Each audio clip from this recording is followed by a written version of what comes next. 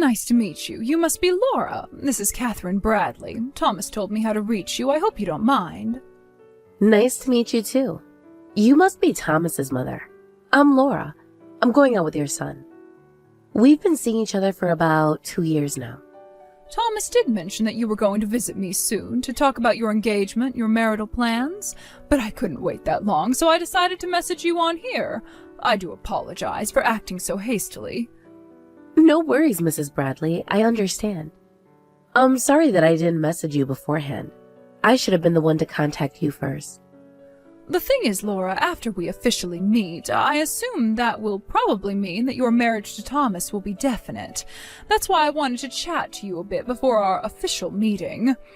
Thomas being my only son, I've always been curious to know just what kind of lady he's been seeing. He speaks so highly of you, you know. Since my husband passed away, I felt extra protective of my son. I'm the only parent he's got. I understand, of course you feel that way. I think it's only natural for you to be curious to know what kind of person your son is dating. I would be too if I were in your shoes. May I ask you a couple of questions? You don't mind chatting with me for a while, do you? I'd love to know more about you, to get to know you properly. Yes, of course. I'd be happy to answer your questions. Please, ask me anything. Beginning with your educational background, I assume you must have at least a bachelor's degree? Yes. I've actually graduated from Stanford University. Oh, that's nice. An Ivy League college is impressive, I dare say. May I ask what your current occupation is precisely? Where do you work? I work as a pharmacist at the pharmacy in Clinton Street, the one near Cucina, that nice little Italian restaurant. Oh, yes, that place has been there as long as I can remember. I suppose it's one thing that you work somewhere I'm familiar with. A pharmacist. I hear that pharmacists don't get paid that well these days. Is that true? My uncle was a pharmacist, and he never seemed to have enough in his pocket. I want to ask you about your own finances. How much do you get paid? How much was your annual salary last year? Well, I do think things have changed in the past few decades.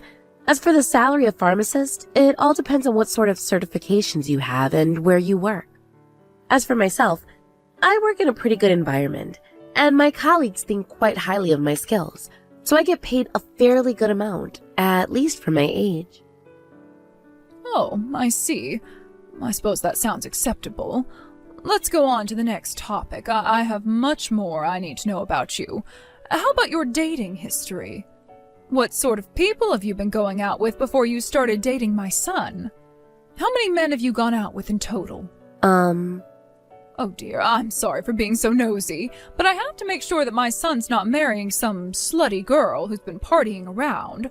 I just want to make sure that Thomas has made the right choice and that he's marrying a good, nice girl. Please wait a moment. I think it's... Yes, I've been out with 4 guys in total. That includes my boyfriend from when I was in high school. How old did you say you were? 28 years old, was it?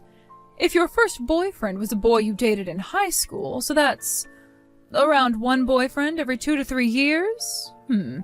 I suppose 4 is not too bad of a number for a 28-year-old. Besides, it's also worrying if you haven't dated enough people. You do need some dating experience, even for being a good wife. It's a difficult balance, but necessary. Do you really think so? It never crossed my mind that the number of people somebody dates to be relevant to a good marriage. Well, I definitely think it's relevant. I think it's better to have at least some experience, or you may have the urge to play around after you get married. That would be terrible and unacceptable. The worst thing that could happen is that you cheat on Thomas after you turn 30 years old. Then it'll be too late for Thomas to look for a new girl. I suppose it's a valid concern. I don't want Thomas to marry a slut, but I don't want him to marry someone inexperienced in relationships either. Well, I'm glad you think I'm okay.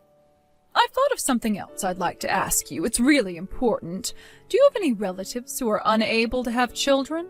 Perhaps an aunt or a cousin of yours who was unable to become pregnant? Well, I wouldn't be sure. Don't think there's anyone in my family like that. Really? Could you ask your own mother about that?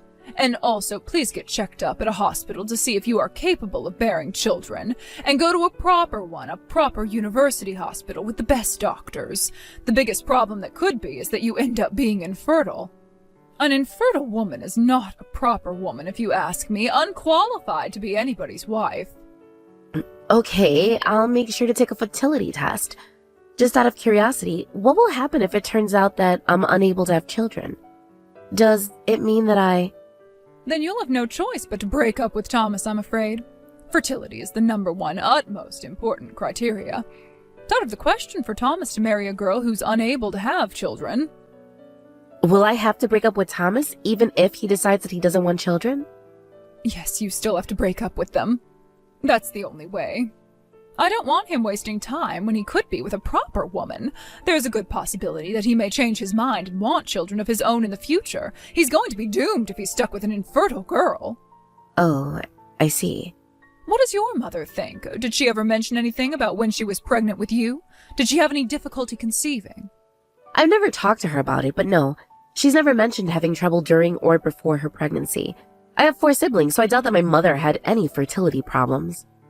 Oh my, oh that's amazing! 5 children! Oh, perhaps you'll be lucky enough to have many children, just like your own mother. I don't know about having 5 kids, but... As long as you're capable, that's the important part. But please do take a proper fertility test before we meet. You can tell me the results over our meeting. Hello, Laura. I hope you're doing well. Have you gone to the hospital for your checkup yet? Yes, I got a fertility test done. I just received my results this morning. There didn't seem to be any issue with my fertility. The doctor didn't find anything unusual.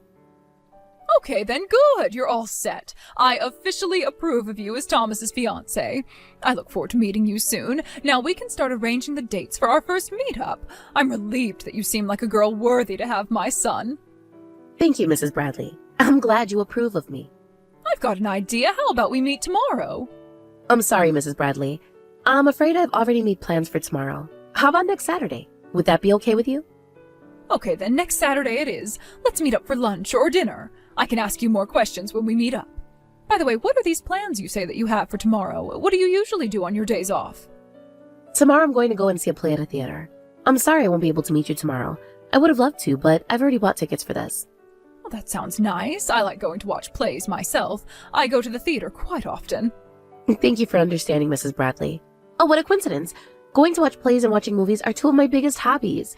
I've enjoyed going to see plays ever since I was a little girl. It seems like we'll get along marvelously. What films have you watched recently? Yesterday, I went to see a newly released rom-com after work. It's based on a manga by a Japanese writer. Have you heard of her? It was really funny. I'd recommend it. The play I'm going to go and see next week is also based on a manga too. Based on a manga comic book? Oh, that seems a bit too childish for me. I don't watch that sort of plays or movies.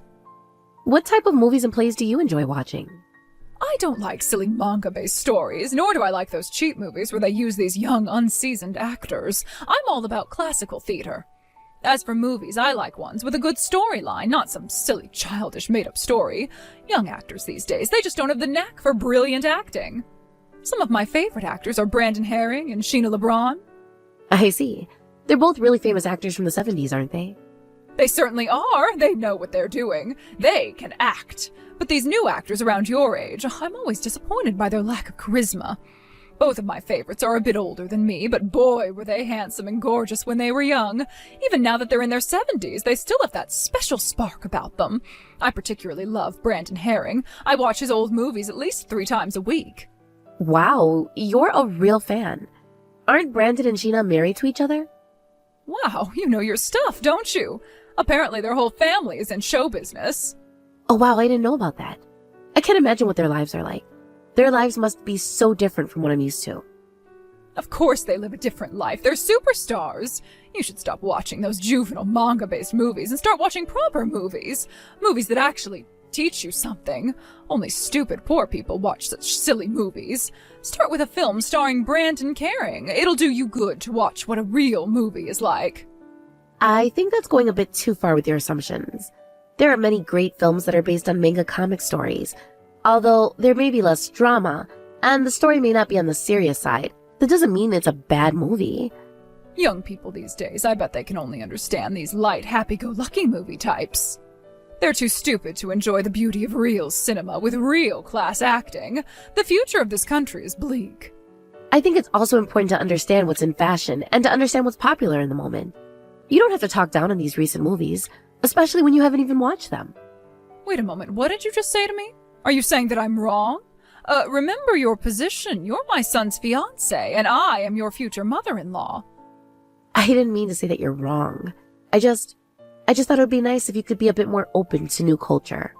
But you just suggested that I was wrong. How big-headed and bossy of you. I'm extremely disappointed in you. I'm sorry to disappoint you, Mrs. Bradley. I really am. It's just that I have my own favorite movies and plays, just like you have your favorites. I just couldn't stand you talking down on the genre of art I enjoy watching. But I didn't say anything wrong. The movies and plays you watch, only uneducated people watch those sorts of genres. It just shows your level of intelligence and humanity. Mrs. Bradley, could you please let me inside your house? I beg you. If you could just listen to me, I'll explain everything. Just give me another chance, please. Oh, just leave. Get away from my house. I decided not to allow you to marry my son. If Thomas goes ahead and marries you, I am cutting all ties with him. You tell him that. I apologize for speaking against you the other day. I'm really sorry. I'm sorry, and I'll never do it again. It's too late for you to apologize now. Now I know that you're the sort of girl to speak against her own mother-in-law. You don't even have enough intelligence or knowledge of culture whatsoever. You don't even watch proper movies. I bet you didn't get a proper education. What do you mean it's not true? You would be polite and you'd know how to act properly around your mother-in-law if you were brought up nicely with a proper education. I bet you were born into a poor family, too poor to pay for a decent education. I cannot allow my son to marry such a peasant. No way. Please, stop assuming how I was brought up and what my family is like. Why do you overthink things like this far just because I like watching the new movies and new plays? I think you're the one who needs a wake-up call. You're living in your own bubble. You should know that not everybody is like you. What did you say to me? How dare you? You just automatically assume that people who don't like the same things as you have bad taste. Having a narrow perspective and being caught up in your own world won't do you any good, Mrs. Bradley. I think it's much more sophisticated to be able to enjoy and value a range of different genres of artistic works. Wow, you're scolding me? Why do I have to listen to all this rubbish from you? I knew you weren't appropriate for my son. Never go near my son, ever again. Mrs. Bradley, I'm sorry for yesterday. I went too far with my words. Since we both had some time to cool off, couldn't we meet one more time to talk things through? Thomas has asked me to see you and talk to you again. No way. No thank you. I never want to see you ever again. You're uncultured, arrogant, and uneducated. I have nothing to talk to you about. You're still on with that? Why don't we deal with this like adults? Even if you decide not to accept our marriage, we're still getting married. It's up to your son if he marries me. I'll lock Thomas in my house if it means that I can prevent him from getting married to you. You know that's impossible, don't you? He's not a child anymore. He's a fully grown adult. You can't just make decisions for him like that just because you don't like me. That's just selfish of you. Selfish of me? All I'm doing is protecting my son. I'm not giving my son away to some girl who's unpolite and arrogant as you are. You began dating Thomas for his money, didn't you? I bet you hired an agent or something to check out how much he earns. I bet you also found out about his trust fund.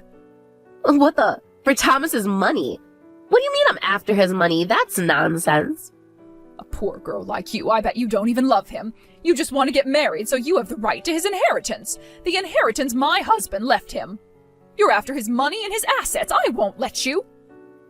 My family is not poor. I didn't grow up in a poor household. How many times do I have to tell you to stop making such assumptions about me? If you aren't poor, why do you act so immature and uneducated? It's because you don't have a proper education. That's the only explanation. I'd love to see your parents. I bet they're just as stupid and uneducated as you are. You see them every single day, Mrs. Bradley. I see who every day? I said you see my parents every day. You said your favorite actor is Brandon Herring and that you watch his movies and drama series almost every day. Brandon Herring and Sheena LeBron are my parents. What the hell are you saying? Oh, such a ridiculous lie. How could you possibly be the daughter of such famous, prestigious people? The whole Herring family are in the show business anyway. I'm the only one in my family that has a normal job. You should look it up on the internet. It says clearly that they have a daughter who lives outside of the spotlight. Also, I do have some acting experience in the past, but my childhood dream was always to do something within the medical field. So I decided to study and to live a different life from my family. I don't regret my own decision, not at all. Lies! You aren't going to fool me. Why would I believe your silly, made-up story? If this is true, why didn't you tell me straight away?